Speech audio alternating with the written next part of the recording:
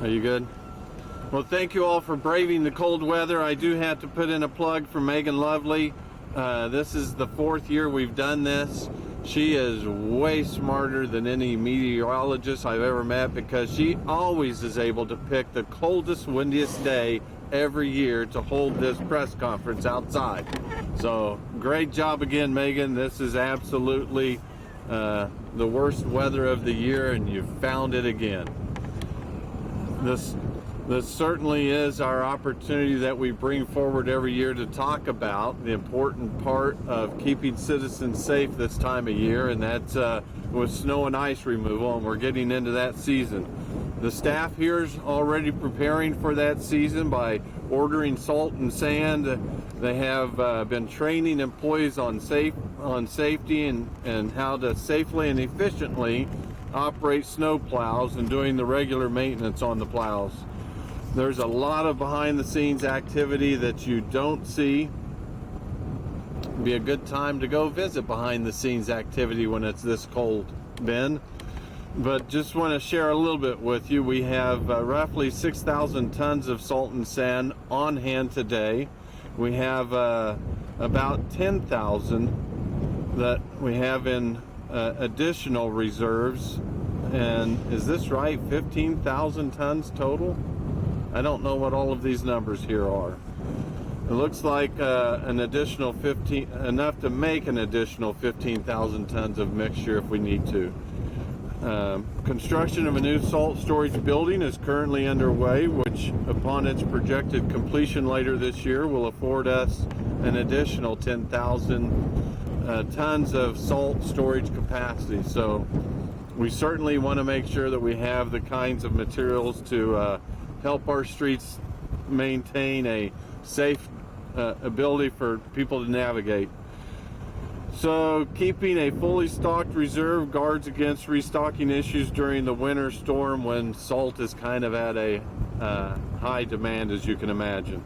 More than 160 staff have been trained and ready to deploy up to 60 snow plows and to designated routes depending on conditions. When winter weather does hit the streets, streets are treated as a priority with over 5,000 lane miles. It's impossible to effectively treat all streets, so we focus first on about 1,500 lane miles of emergency routes and major arterials, paying special attention to major traffic routes serving hospitals, emergency facilities, and public schools. Again, the focus is going to be on about 1,500 of the most important routes. Just a reminder, the City of Wichita does not maintain federal and state roadways, and that always gets confusing for people. So the K96, I-135, I-235, and a vast majority of Kellogg is maintained by the state and not the City of Wichita. But depending on conditions, it can take better part of about a 12-hour shift to complete material treatment pass throughout the city.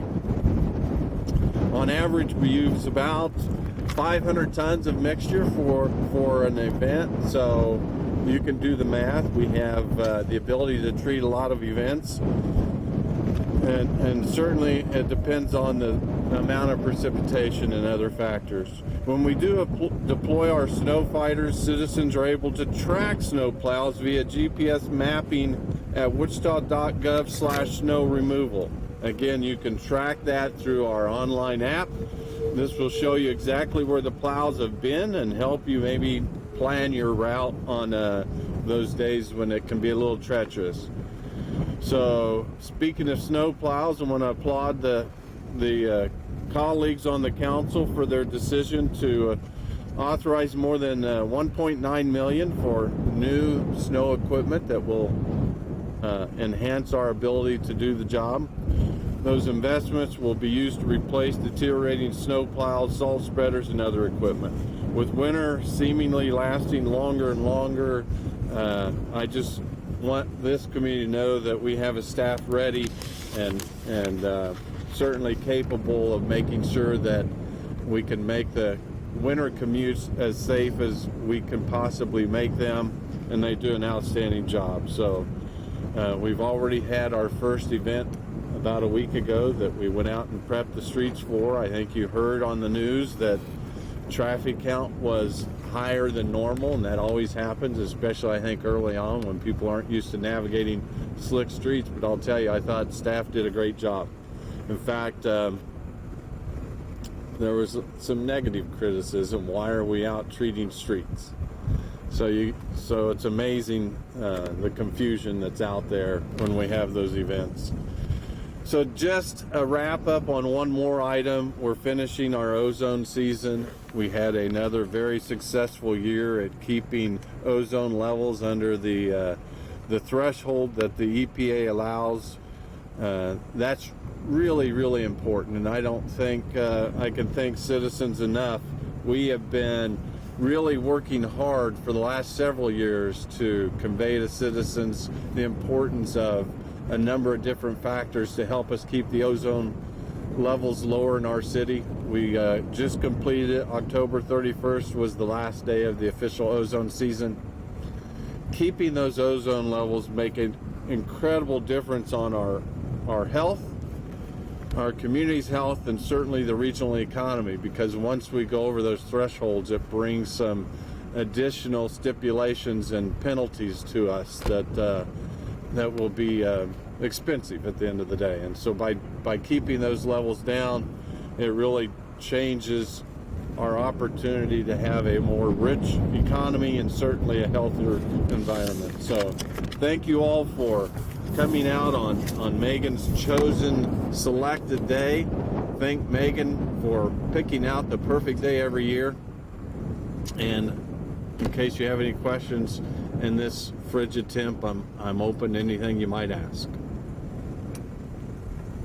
Obviously, it's too cold to ask. Well, thank you all for coming out, and this truly is important update every year, and appreciate the staff. Ben, did we miss anything that you want to add? Are we good? All right, thank you all.